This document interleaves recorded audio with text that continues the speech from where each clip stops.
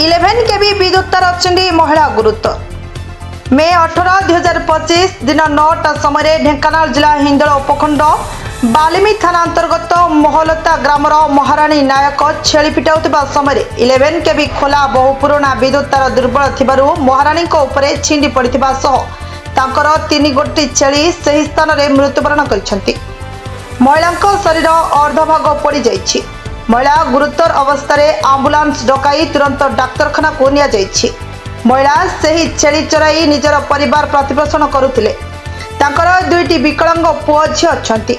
विद्युत विभाग बेपारुआ भाव में तार कौनसी अवरण न देई थिबारु एही तार जोगु दुर्घटना घटिछि बोली स्थानीय लोके कहिसेंती।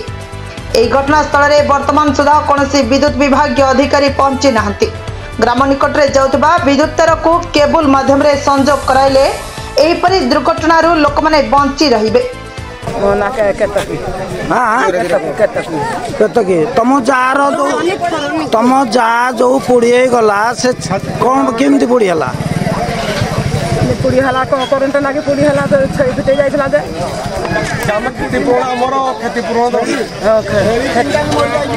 छेली केतना मरी गले 3-4टा छेली मनुष्य जीवन जाउची जहा तार एथिपाई दायी क्या करेंगे इलेक्ट्रिक वाला को दायी करेंगे।